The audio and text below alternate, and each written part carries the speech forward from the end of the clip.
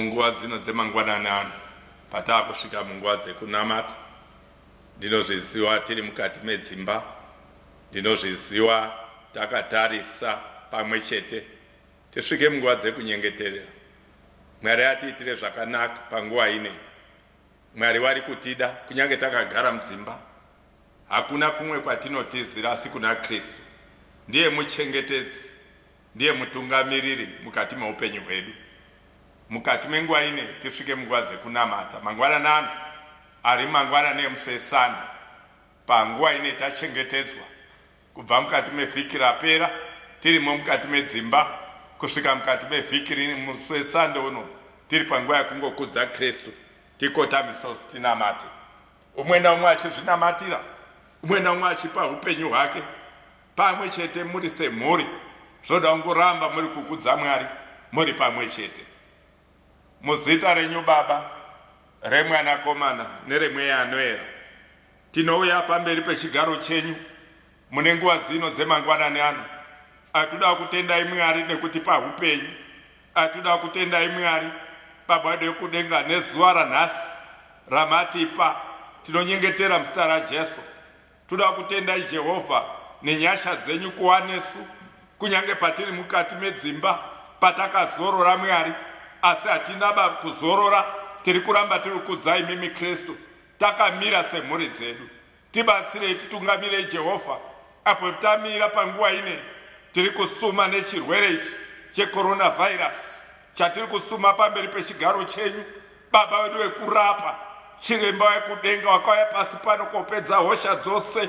Neiyo iyi Mwari hosha iyi munoipedza muzita raJesu. Tinonyengetera Baba, haisiyo yega, pane vari kurwara panguva ine wandiri kunamatira pamberi pechigaro chenyu. Ndinonamata muzita raJesu kuti nechirwere Baba wedu wekudenga, kungave kutemwa kwemusoro, kungava kurwadza kwemakumbo, kungava mudumbu, kungava Baba wedu wekudenga, mune zvirwere zvose tiri kunyengetera muzita raJesu. Tibatsire nekutitungamirira nekuramba tiri kutsvaka nyasha dzenyu panguva yakadai Mwari. Tinozviziva kuti kune hama dzedu dzakatama kubva pane rino pasi Mwari nekuda kwechirwere ichi Mwari, asi tiri kunyengetera muzita raJesu. Mirai Baba wedu wekudenga, tinokudaidzai panguva ino mangwanani ano apo mutauri wedu ari kuuya neiri soko rekutisimbisa. Munazotibatsira Mwari kuti tizwisise mwana wenyu zvaari kuda kutaura kunesu. Tiri kunamatira vakomana, tiri kunamatira vasikana, tiri kunamatira vana baba, tiri kunamatira vana mai muzita neropa raJesu. Baba wedu wekudenga, kunyange mumaseksheni matiri, maseksheni edu, kunyange mudzimba matiri, kunyange chechi yedu Mwari, kunyange nyika yedu Jehovha, nepo yasvika panguva ine, nyasha dzenyu Mwari ngadzibate, nyasha dzenyu Mwari ngadzichengetedze, nyasha dzenyu Mwari tiri kudzinamatira nechirwere ichi muzita raJesu. Tinoparadza mangwanani ano muzita raJesu. Mazviita Baba wedu wekudenga nemukana uno wamatipa. Tikomborerei, tichengetedzei, tiitire zvakanaka. Ndanamata ndakutendai nekuti muchamira nesu muzita raBaba, remwanakomana neremweya anoera. Ameni. Regai ndikukwazisei mese muzita raBaba neremwanakomana neremweya anoera. Ameni. Tinokukwazisai muri kudzimba, tinokukwazisai kereke yaMwari kwese kwamuri, muri kuona paFacebook kwese kwamuri. Tinokukwazisai zvakanyanya, tichifara kuti tiri pamwe chete. Toda kungotenda Mwari nenguva dzakasiyana dzatinadzo idzi, asi tine manotices atinawo. Munguva iyoyi yakasiyana kudai, tinoda kuti tiyeuchidzane kuti Easter yedu iri kuenderera mberi. Tinenge tichingoona sezvatiri kuita izvezvi. Naizvozvo ngatizogadzirirei kuziva kuti tinenge tinawo maservices edu anoramba achibhimwa kubva Monday kusvika Thursday. Tinenge tiine maservices. Musi weFriday tinenge tinawo zvakare maservices edu, titori nemapreacher vatatu. Saka ngatizogadzirirei kuti tizokwanisa kubatana nemaservices aya. Zvakare harvest yedu iri kuenderera mberi. Musi wa5 April tatine harvest kick-off yedu iri kuramba yakadaro, iri kuenderera mberi. Ngatizogadzirirei kuuya nazvo zvatinoda kutenda nazvo Mwari.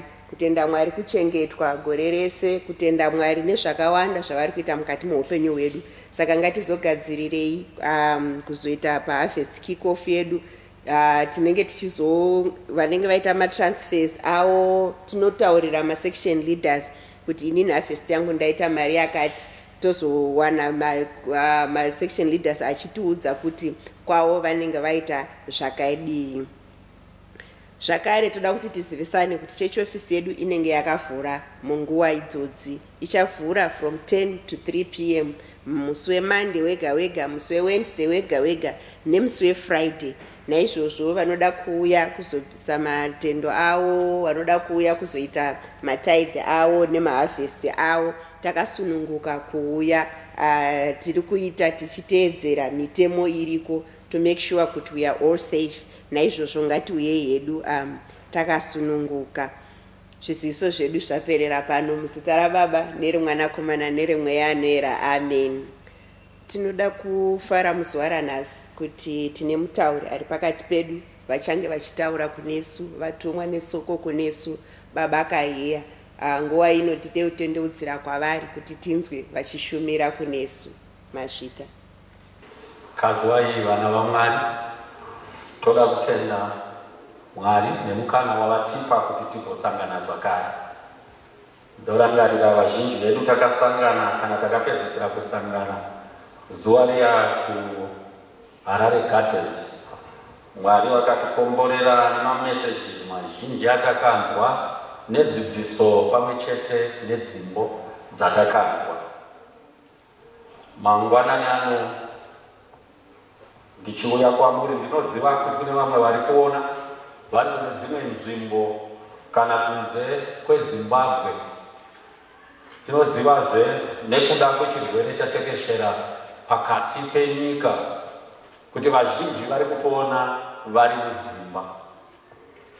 Tisati tapinda mumharidzo tingoyeuchidzana kuti ngatiteererei zviri kutaurwa navanoutsanana uyezve vanoziva nezveutano kuti chirwere ichi chisarambe chichipararira. Ndinoti zvese vana vaMwari, chirwere ichi chiri kuparadza, asi chatinoziva ndeichi, hatityi nekuti Mwari varipo, uyezve tinoramba takavimba navo. Chinotiwana ngatichitiwane tiri mukati meruoko rwaMwari. Nhasi uno ndinoda kutaura kwamuri ndakatarirana nevhiki kana nechiitiko chichatanga muvhiki rinoteera musi wa5 April patichapinda mumwaka kana season yeharvest. Nhasi irimo pano chandiri kungoda kuita chete kungorangaridzana kuti patichapinda muchirongwa ichi chichanopera mwedzi yekunana July tinenge takamira sei, chii chinofanirwa kutonga mukati memifungo yedu.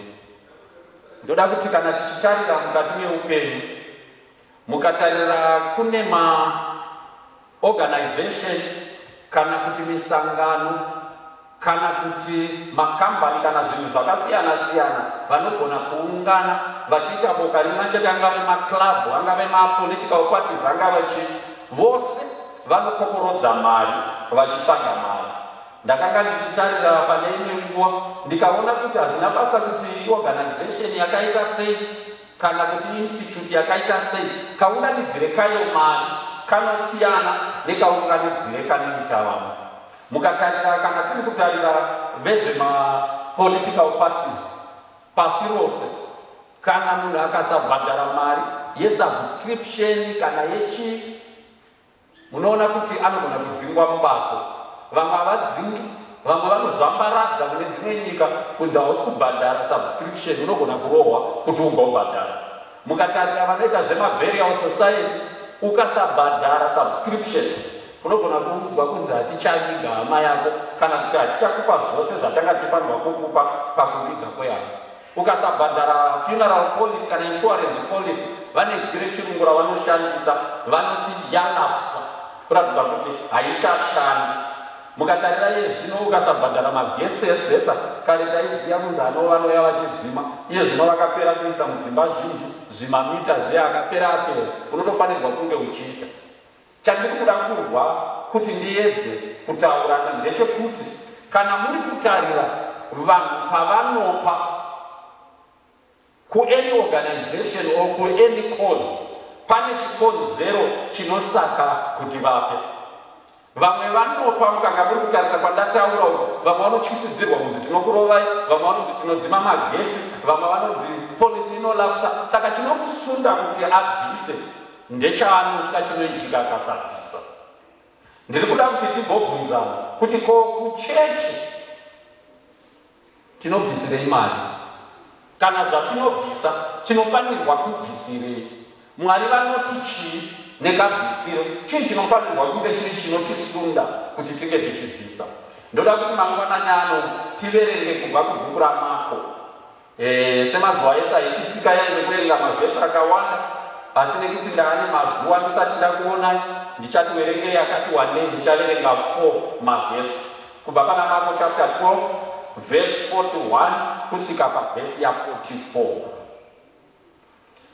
Bible rinoti Mark chapter 12 41 to 44. Bible rinoti zvino akanga agere akatarisana nechivigiro chemari, akatarira vanhu vazhinji vachiisa mari muchivigiro, vapfumi vazhinji vakanga vachiisa zvizhinji.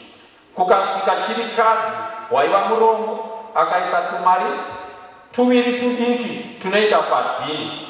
Akadanidzira vadzidzi vake kwaari akati kwavari, zviro kwazvo ndinoti kwamuri, chirikadzi iyi iri murombo yakaisa zvizhinji kunavo vose vakaisa muchivigiro. Verse 44, nokuti avo vose vakaisa vachitora pazvizhinji zvavo, asi iye wakaisa achitora pakushayiwa kwake zvose zvaakanga ainazvo, zvose zvaaifanira kurarama nazvo. Panapa nyaya iri pano inyaya isina kuoma. Jesu akagara muchechi ari kuona vanhu vari kuuya vachibvisa zvipo. Vachibvisa zvipo kunouya chirikadzi inouya netumakobiri tuviri, inosvika yokanda. Jesu anoratidza kufara zvikuru, anodanidzira vadzidzi vake kwaari, anoti ava vadzidzi, ava chirikadzi, ava mbuya ava ndo vabvisa zvakawanda kudarika zvose, nekuti vabvisa kubva paurombo hwavo ende vabvisa zvose nemwoyo wavo wose. Ndo nyaya yatichadzidza iyoyi, tongobata zvishoma zviripo, tonzwa kuti Mwari vari kuda kuti tidzidzei pamusoro pekupa. Ngatinamatei. Baba wedu namuponesi vari kumusoro kudenga, toda kukutendai panguva ino yamangwanani. Maita henyu matitenderazve kuva nemukana uno wekuverenga shoko renyu, mukana uno wekuti imi mutaure kwatiri isu takateerera, mukana uno wekuti mutiyeuchidze kuti isu tiri vana venyu, imi ndimi baba wedu. Baba, tinoita munamato uno pamwe chete nemharidzo ino munguva yakaoma uyezve yakaomera vazhinji vedu, nguva yatakatarisana nedenda riri kuparadza, denda riri kufamba rekorona. Tichinamatira kudzivirirwa kwedu Mwari. Imi makatotaura muna Mapisarema 34 pavhesi ya 7, mukati tarirai, imi mune mutumwa anotenderedza vana venyu vose vanokutyai, anovarwira nekuvachengetedza nguva dzose. Tichengetedzewo Mwari. Kana paine abata danda iri denda iri, tipeiwo upenyu. Tinonamatira kana paine vacharasikirwa neupenyu, dai vangarara vari mukati meruoko rwenyu. Chishuwo chedu kuti musi mukuru wamunouya kuzotora vakaita kuda kwenyu, tose tiwanikwe takakwana takaperera pamberi penyu. Chitaiwawo kwatiri mangwanani pamusoro peshoko renyu ratitaverenga kubva kubhuku raMarko. Muzita renyu tinonamata nekusingaperi. Amen. Tikanga tiri kutarira panyaya iyi, tinoona Jesu akagara. Paakagara akanga akagara achipa vanhu, achiona vanhu vachipa zvipo. Mukanga muri kutarira munonzwa shoko raMwari, Jesu anga akagara pachivigiro. Pachivigiro ndo pandingati Jesu anga akagara pakanga paine netukasenzesa Bhaibheri nechirungu rinoti treasure. Akanga akagara pakanga pachiiswa mari chaipo ipo, sepano pandiri pamberi pechechi apa ndo pakanga pachiiswa mari. Zvakanga zviri kuitwa namazuva iyaya, ndidzokere kumashure mbichana, zvakanga zviri kuitwa muchechi, vaiunza ndiri kutsvaga izwi reshona, asi regedzai nditi vaiuya nezvimabhokisi zvavaiisa pamberi apo, zvakanga zvakagadzirwa nendarira. Zvimabhokisi izvi zvakanga zviri 13, zvaiswa 13 mukati mechechi. Saka pazvaive zviri papapa, vanhu vaiuya kuzoisa mari mumabhokisi aya, mabrass chests aya. Vaiti vakanga vachiisa mari, kwanga kusina mari yebepa, kwaive nemari yesimbi. Saka mari yese munhu aiti kana akanga auya akaisa mari imomo, yainzwika kurira kuti kodo kana kuti brrr kana kuti mwaa, ichiratidza mari neuwandu hwayo. Zvinonzi izvo nemazuva iyaya vapfumi vakanga vasingauye vakatarira, vapfumi vakanga vasingauye vakatakura mari dzavo, asi vaiuya vakatakurirwa mari nevaranda vavo. Saka muranda igona kuuya akatakura saga rakazara mari, ouya otanga kudurura mari ya chechi yese yakagara. Paanodurura mari inenge ichirira kuti kwenje ichirira, sekuti chechi yese inonzwa ruzha. Saka munhu aive nemari yenenzira, ndiri kuti inini, the more the money that was cast in, the louder the sound. Zvekuti vanhu vainzwa kuti mari ichiwira ichipinda, vanhu vaidaidzira haleluya, voombera kuti mhingi aisa mari yakawanda. Zvinonzi vanhu vapfumi vakanga vachizviita nguva iyoyo kuti vagoonekwa, vagozivikanwa kuti ndo vari kubvisa mari yakawanda. Rangarirai nerimwe zuva, izvi zvimabhokisi izvi zvechesi zvaive nezita rechirungu, zvainzi matrumpets. Hwamanda ndo raive zita razvo. Saka rangarirai nerimwe zuva, Jesu achitaura pana Matthew chapter 6 pavhesi ya 2. Jesu anoti, zvino kana uchipa varombo, rega kuridza hwamanda, do not sound the trumpets as the scribes do.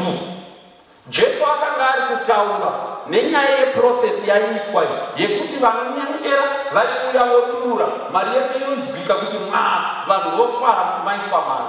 Matrumpets aitaurwa naJesu pana Matthew chapter 6 akanga achitaura iyaya. Asi ngatidzokeri kunyaya yedu. Zvinonzi zvichida vapfumi vakauya vakawanda vakadurura. Jesu akanga akagara pakanga pachiiswa mari. Jesu haana chaakataura. Jesu pakazoti pauya mbuya vakauya, vaine ndikati makoiri ndakuti koini, vaine tumakoini tuviri tuduku, hanzi twaka twakaedzana nefadhini, 2 mites. Mukanoverenga vanokutaurirai kuti 2 mites mukadzienzanisa nanhasi dzakafanana ne-half cent, kwete kuti dzakafanana ne2 cents. Half cent vamwe vanoti half penny rekuUK yanga isiri mari yakawanda. Kana muchida togona kuti yanga yakafanana ne2 cents, asi yanga isiri 2 cents, yakanga iri less than 2 cents. Mukadzi uya anouya nemari yake mbuya, vanosvika vanoikanda muchivigiro. Mari iyi haina kuita sound nekuti hapana akazvinzwa, asi mukatarira mari iyi yaiswa, church haina kuzvinzwa. Ngatidzokei kumashure. Vapfumi vaiti vakaisa mari, church yaizvinzwa, zvichida vodaidzira haleluya, ikaiswawo shoma kahameni kacho kadiki. Ava mai vakauya mbuya ava vakasvika, shirikadzi ikaisa mari haina kunzwika nechechi, asi yakanzwika nedenga. Mukatarira vapfumi pavaiisa, Jesus never commented. The church might have been moved, but heaven was not moved. But mbuya pavakaisa, the church was not moved, but heaven was moved. Zvoreva kuti pane zvakaitwa nambuya ava neshirikadzi iyi zvinofanirwa kushandiswa nesu patinopa kuna Mwari. She did something that was right, that made Jesus to comment. Bhaibheri rinototi Jesu wakadaidza vadzidzi akavaisa parutivi akati, tarirai mbuya iyi. And he used her as an example of how giving should be. And toda kuti tigotarira kuti mukazvifunga, the testimony yambuya yezvavakaita is still being referred to about 2,000 years later. It means she did something in mind. Saka patikuda kutarira, ndikuda kutarira pane zvakaitwa nambuya nezvakaitika. Pane zvimiso zvishoma shoma zvandoda kuti tigoziva. Takatarisana neperiod yatakunotanga next week musi wa5 yekupa. Kupa hakusi kwekumanipulatewa pfungwa. Ndogara ndichitaura kuti ndikanzi ndiuye pamberi pechechi ndiparidze kuti vanhu ipai, ndinogona kuita mharidzo dzekuti vanhu vanosiya nemotikari. Wozoti waenda kumba, wozoti pati kufarisa kwandaita mota ndasiyirei kuchechi. Handiko kupa kunodiwa naMwari. Mwari vanoda kuti tipe tafunga. Saka patiri kuiita chidzidzo ichi nhasi, kuitira kuti patinotanga musi wa5 tichienda mberi, tiri kupa zvakarongeka, zvakafungika mupfungwa zvatiri kuziva. Ngatidzokai panyaya yambuya shirikadzi, ngatitarisei a few principles dzatinodzidza kubva ipapa. Apa vanonyora munonyora, ndichataura nechirungu ndichidzoka kuchishona. Number 1 chatinodzidza panyaya apa, number 1 ndechekuti Jesus cares about our giving. Mwari vane hanya nekupa kwedu. Ndaziva sei Bhaibheri rinoti Jesu anga akagara pachivigiro achitarira kupa kwavo. Nechirungu roti and he beheld how the people cast money into the treasury. Saka neimwe nzira Jesu akange asiri kungovaona, but he was also looking at the how. Akanga achitarira. Saka this is the first principle. Jesus cares about our giving. Ndoda kubvunza mangwanani ano, vangani vanotenda kuti patinenge tiri muchechi Jesus will be in church? How many believe kuti sekutendera kwatiri kuita takagara tichiona mharidzo iyi, patakagara ipapo Jesus is there? If you believe it, paunozopa chipo, whether uchaisa mari nemobile platform, kana uchaita transfer, kana uchatumira, it does not matter. Do you believe also that Jesus is watching how you have given? And I want to ask you, kuti paunosipa, what does Jesus say? Because akakomenda pane shirikadzi kuti ukunokupa, iwe paunopa neni pandinopa, what does Jesus say? Saka chinhu chatinofanirwa kuziva ndechekuti patinopa, not only for harvest but for every time yatinopa Mwari, know that Jesus cares about our giving. Chinhu chechipiri chatinoda kuti tigodzidza kubva panyaya yataverenga, mavhesi ataverenga Mark 12 verse 41 kusvika pa44 ndechekuti we are to give proportionally, not equally.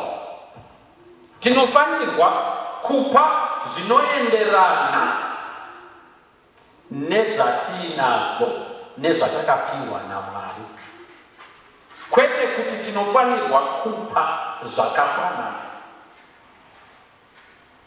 Mwari havatarisiri kuti tivape zvavasina kutipa, ende havatarisire kuti tivape zvatisina. Inzwai hama dzangu, tiri pano paUnited Methodist Cranbourne Circuit, patichapinda pasizini yeharvest, kazhinji tichizviita handisi kuti zvakaipa, asi natondibatai kuti tinoti section yakati muchaudza mari yakati, section yakati togovana, topedza togovana sema individuals kana semhuri kuti iwe tese pamhuri ngatiunzei $20. Asi munoziya here kuti imwe mhuri ine asingaende kubasa, imwe ine vanhu 5 vese vanosenza, imwe ine umwe asingaende kubasa asi ane mari yaanopiwa yakawanda. Panogona kunge vatori mbuya vane vana 5 vari kunze kwenyika, vamwe vari muno, chembere inogara yakasungira muchiuno, US akawanda. Tikati vanhu vabvise zvakafanana, ivo vakapiwa zvakafanana, hazvishande zvichidaro. Mwari vanotaura chinhu chavanoda. Tarirai muchembero akabvisa kana kuti shirikadzi half cent denga rikati number 1 akabvisa 20,000 denga harina kudaidzika. Manga muchiziva here kuti dzimwe nguva ndinogona kuuya muchechi ndobvisa $1,000 vanhu vese vamboombera manje asi denga rogotsanga nekuti rinoziva kuti dai ndanga ndavimbika ndanga ndifanirwa kubvisa iri 15,000. Umwe anouya obvisa 50 cents kumba kusisina chinhu. Mwari vanoti we must give proportional. Tarirai muone zvinoitwa mukaenda pana Exodus 25 kubva pavhesi ya1. Ngatiti tinosvika pavhesi ya4 ndichaita nemusoro. Inoti kuna Mwari vanoti kuna Moses, pinda pakati pavana vaIsraeri utore chipo kubva kune anoda. Mwari vanoti tora gold, ndarama kana silivheri kana ndarira, wopedza wotora purple linen, mucheka mutema, wotora kana linen tsvuku kana chena, vanonofamba vachienda nayo kunosvika kana mvere dzembudzi. Ndimwari vanenge vachitaura. Ndoda kuti muone chiri kuitika. Mukatarira Mwari vanoti piwa gold, wobva vati silver, wobva vati brass, wobva vati jira. Mukatarira zvinhu zviri kudzika nevalue.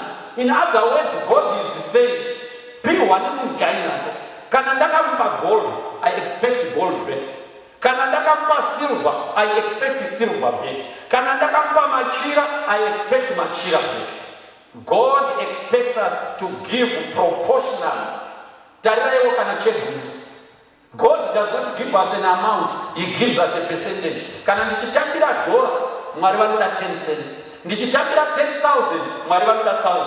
Ndichitambira 100,000, Mwari vanoda 10,000. What you get from what you get is what God expects you to give. Dzimwe nguva itori dambudziko kana mumhuri mudzimba pafiwana baba unonzwa chakotaurana kuti mukoma Jimmy nevakomana tikakomana 5 kapanapa panodiwa $1,000 ngativetai 200 asi pavakomana vari kutareva pane mudhibhisi aripo, pana mudzidzisi aripo, pana ticha amene pana manager aripo, pana businessman aripo, pana asiri kusenza. Vese vanoti ngatitemerane 200 nekuti baba vedu vamwecheche zvakasiyana. Tinobvisa sekupiwa kwatakaita. Umwe anogona kutobvisa yese, umwe achigona kubvisa $1. Ndozviri kutaurwa pano patiri kupinda paharvest. Kana mukatemerwa kunzi ubvise $50, iwe uchiziva kuti Mwari vakakukomborera zve50,000, bvisa 50,000.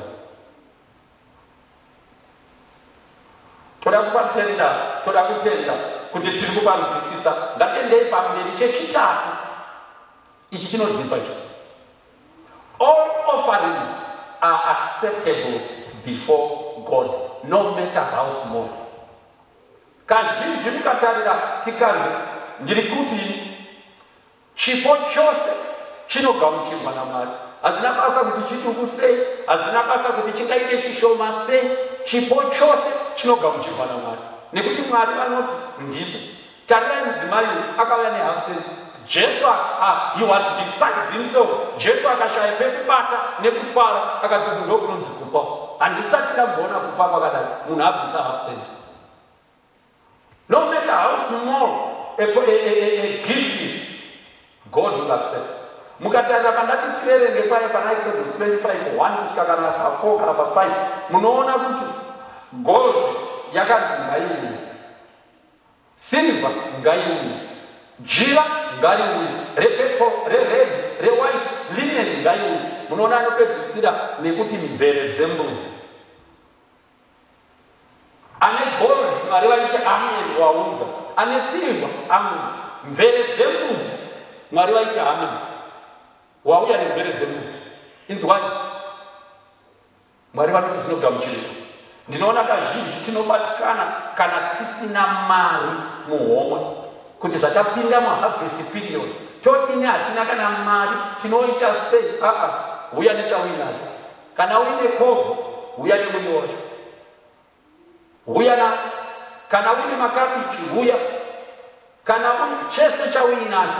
Even kana usina, kana muno muchechi anotsvaira munomo achibhadharwa kuti atsvaire, uya uti mwedzi unoteera ndini ndiri kuya kuzotsvaira.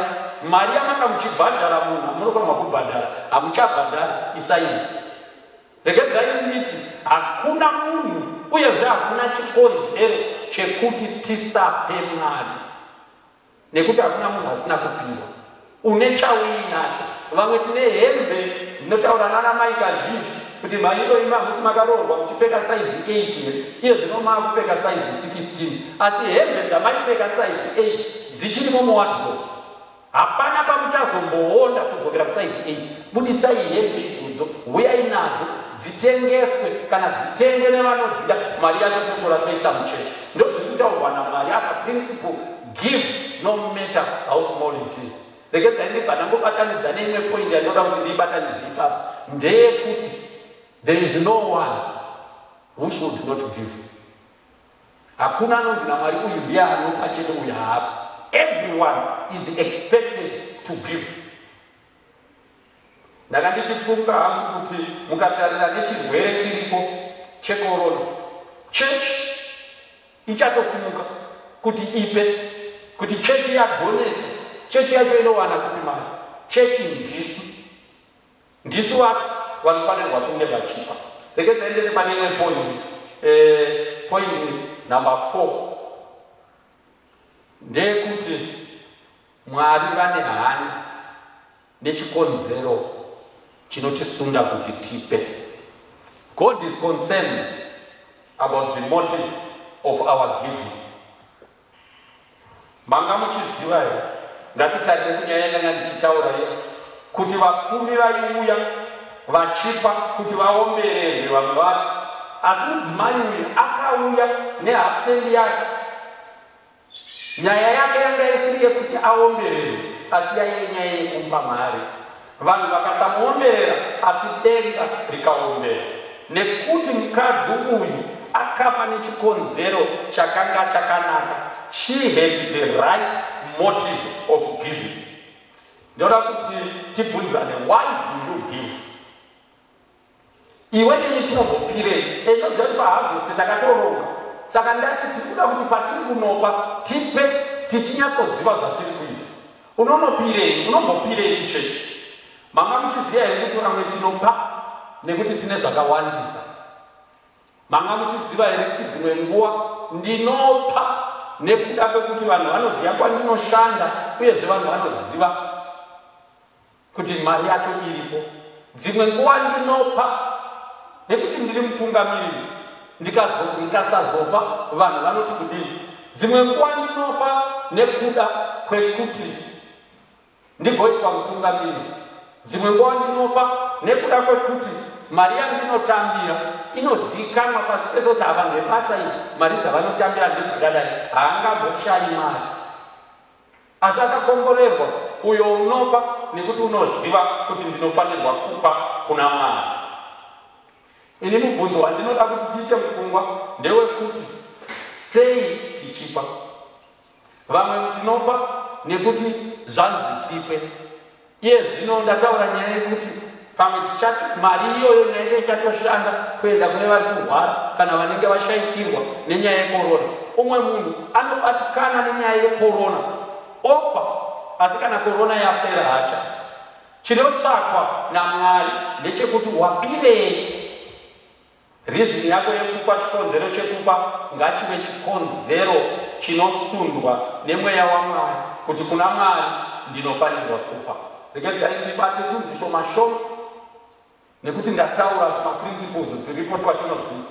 Mubvunzo wobva wati, how should we give? Tinofanirwa kupa sei kunofadza Mwari? Nekukasika ndichakupai tunhu tushoma-shoma ndobva ndagara pasi. Chekutanga, tinofanirwa kupa Mwari takazara nekutenda.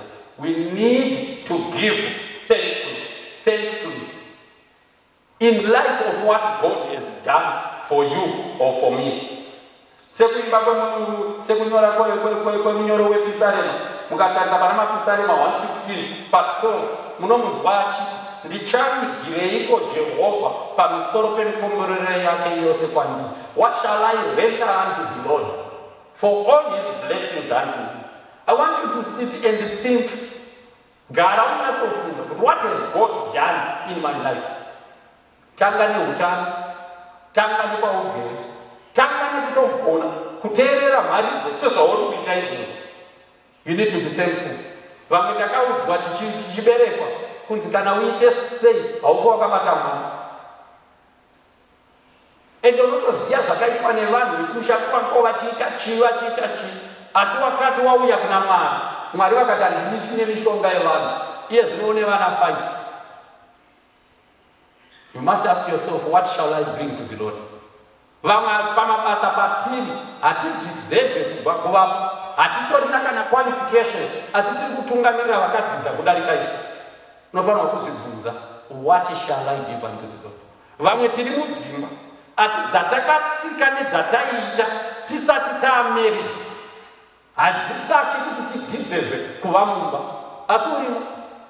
Shall you not ask yourself, what shall I render unto the Lord for all these blessings that he has given me? Vamwe takadya nekumwa zvisingamwiri, vamwe vataiita navo vakaparara, asi isu tiripo tiri vapenyu. Shall we not ask, and shall we not be thankful? Ndimwari ndoda kukutendai, and have a spirit of giving unto the Lord. No, that's how we should give. Chechipiri, we should give cheerfully. Tofanirwa kupa tiine mufaro. Nyorai pasi vaKorinde vechipiri chapter 9 verse 7. Ndo iya inoti mumwe nemumwe ngaaite sezvaakafunga pamwoyo wake, arege kuita nekuchema kana nekurovererwa, nokuti Mwari unoda munhu unopa nemufaro. God loves a cheerful giver. Handina nguva mukanoverenga izwi rekuti cheerful iro mukanotarira kubhuku rechiGreek, it's translated, if you translate it literally, rinoti hilarious. Nemwe manguva yekunzi Mwari anofarira munhu anotekenyedzwa nekupa, achifara achiseka, takomana nhasi ndiri kunopa, achifara nekuseka nekufarira kupa. Hanzi naMwari ndiye munhu wandinofarira, kwete anoita zvekurovedzerwa. Mwari anoda kuti tipe cheerfully. Chechitatu, we should give liberally. Mwari vanoda kuti tipe nezvinopfachuka. Hatifanirwe kuva takaomera, kuva stingy. We must give liberally. Mukatarira Mwari, umwe mutauri achitaura anoti, we can expect God to bless us in direct proportion to the level of our giving. And this kuti ngatipei Mwari kuti tiblesswe. Asi as we give, Mwari vakatarisa motive yedu, vachiona zvese zvatiri kuita, vachiona kuti munhu abvisa paanogona napo. God blesses us in proportion to our giving. Pane vhesi randinofarira Luka chapter 6 verse 38. Iya inoti ipai neni muchakura. Vachakupai pamaoko enyu chiyero chakanaka chakatsikirirwa, pressed down, chakazunguzirwa, chakaitwa mupfungwa, nekuti nechiyero chamunoera nacho muchayerwawo nacho. VaKorinde vechipiri chapter 9 pavhesi ya 6 inoti, zvinorangarirai chinhu ichi, unodyara zvishoma uchachekawo zvishoma, unodyara zvizhinji unochekawo zvizhinji. Mwari vanoda kuti tigopa liberally. Regedzai nditi zvoimwe point, we should give sacrificially. Hatiti change nezvasara. Jesu wakafara nezvakaitwa neshirikadzi. He was impressed not by the amount, but by the fact that she gave out of her need. The rich gave out of their surplus. She gave all she had. Jesu denga rinofara kana tichiita sacrifice. Ngatitorei uri mumba mako sababa. Wabva wasvika mumba, vana vanoziva kuti baba vanayo mari. Wabva wati ndatenga icho, handizivi chawatenga chekudya. Vana vobva vati tiri kudawo zvakawanda. Wobva wati oi. Vana vobva vadya. Vanotenda vati havaone sacrifice. Ngatiti hapana. Baba kana kuti mai mobva mati oi vana idyai. Vana voti ko mai muchadye, moti no, imini chidyai. That shows sacrifice, and that gift yaunopa munhu means a lot than if you give out of your abundance. Regai nditizo vamwe tinoti toda kuzopa taanazo. Pane two things, zvinhu zviri zvaono, two problems dzaunofanirwa kungwarira. Ukati ndichapa ndaanacho, problem number one ndeyekuti you will never get to where you think you have enough. Hapana paunozombosvika paunoti iye zvino ndaanazo ndaakupa. Problem number two yaunogona kuita ndeyekuti kana waanazo kuti uchizipa zvinoita kunge zvakawandisa kuti upe, saka in the end unopedzisira usina kupa. Saka kuti zviite kupa ngakutange today. Regedzai nditi pandiri kutaura ipapa pekuti we should give sacrificial, tinofanirwa kunyatsopera John 3:16 nekuti Mwari wakada nyika wakapa chaanga ainacho one, no sacrifice. Ndoda kuti munzwe kachirungu kandikataura. The value of a gift is not the amount given, but the cost to the giver. Akupa wacho zvamuitira mari kuti achiwane chinhu ichocho, zvamubvadzisa sei ndo value yechinhu, haisi value yekupiwa. Ndikaenda kumusha mai vangu vanoshaya pekubata, vanomhanya vagodini, vanodini, vanoona chembere chipinda nemumunda usiku, ichinotsvaga derere usiku nemumunda, uchiti mucharumwa nenyoka ino muchipinda, no ndiri kuitira iwewe. Derere rinogona kuita 2 bond, but rinenge ratemwa namai vangu hariti 2 bond. It's the value, it's the cost, what she has gone through to get it to me. Ndo zviri kutaurwa naMwari. What are you going through to get something to give to the Lord? Kana kuti tiri kuona apa mariri apa ngatidai. What is the sacrifice that we are putting? Regedzai kuti hama dzangu ndichivhara. Vazhinji kusanganisirai tine chirwere chisina kunaka. Chirwere ichocho chinorova maoko chete. Maoko chinongorova maoko atamba nuku.